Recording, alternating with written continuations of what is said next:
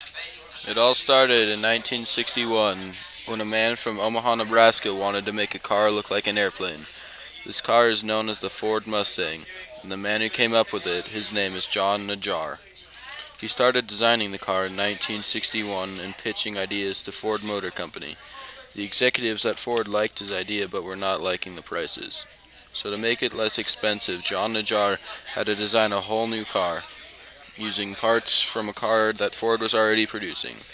This car was called the Ford Falcon. To save even more money, the two cars were built in the same factory in Michigan.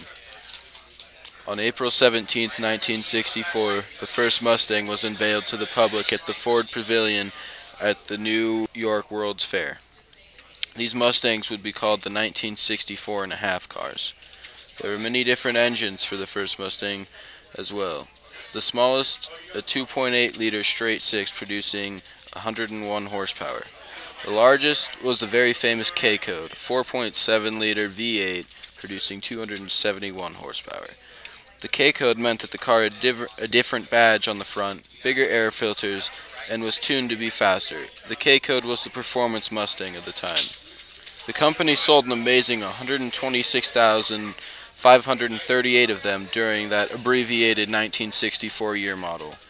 In 1964, Ford added three major things to the Mustang: the fastback, the GT, which included the GT badge and different trim, and optional power front disc brakes.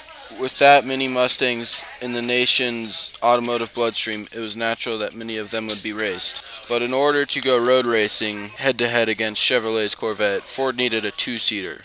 Rules said that Ford had to make 100 of these cars by January 1965. This is where Carroll Shelby came in. Carroll Shelby, being a racer himself, wanted to beat the Corvette, so he took 100 of the newly produced fastback K-Code Mustangs and created the Shelby GT350. Shelby added such performance items as oversized front disc brakes, a fiberglass hood, and lowered suspension with oversized tires on the 15-inch wheels. In 1967, Ford produced the convertible Mustang. In late 1967, Carroll Shelby produced the very famous GT500, the fastest production car of the time. Federally mandated side marker lights and a revised grille distinguished the 1968 Mustang from the 1967 on the outside.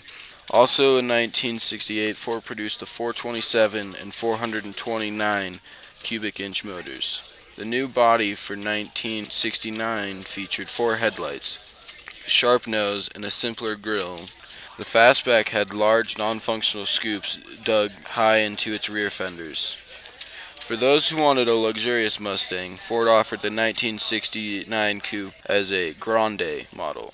For those who wanted a performance car, the company came up with a Mach 1 version of the fastback. Two of the most intriguing 1969 Mustangs came in the middle of the model run. Both were named Boss and were built for racing. The Boss 429 was built only to improve Ford's spectacular 429-inch Hemi-headed V8 for NASCAR stock car competition. The 429 was ludicrously underrated at 375 horsepower. Shelby's legendary series of modified Mustangs would be built through 1970 in various forms and are today considered some of the most desirable Mustangs ever built. During the 1970 model years, sales dropped. From 1971 to 1973, Mustang really went down the hill, losing 40,000 sales. The fifth generation Mustang, from 1974 to 1978, was the generation of the Mustang II. Everyone hated these. It was too small, underpowered, handled poorly, terribly put together, ill-proportioned, and slow. In 1975, Ford introduced the 5.0 engine and put that in most of their cars, not only Mustangs. The sixth generation, 1979 to 1993, was a huge success for Ford, but no one knew why. During these years, they introduced the Fox body Mustang that was one of the ugliest Mustangs ever made. They were still using the 5.0, and they ended the Boss cars and the engines. They made a high-output 5.0 in 1982. The seventh generation Mustangs from 1994 to 1998, by the early 90s Ford knew it needed to keep the Mustang around no matter what. Kill the Mustang and it would kill the one car the whole world associated with Ford. In 1996, they ended the 5.0 and introduced 4.6-liter V8. The Shelby Cobra returned for 2001. This shocked the nation because after 1970, Carroll Shelby went to work for Dodge. 2005, Mustang finally ditched the Fox platform that was a huge success in the 80s. Also in 2005, the Shelby GT500 was brought back. 2012, Ford brought back the Boss 302 and made a few Boss 429s. Also in 2012, the Ford community and the nation lost one of the people that made the Mustang what it is today. On May 10th, 2012, Carroll Shelby passed away. 2014, Mustang made a tribute car to Carroll Shelby. This car had his face painted on the hood and had the GT500 engine in it. In 2015, Mustang came out with a Family Edition Mustang. This car had 4 doors and was offered in the GT and regular model.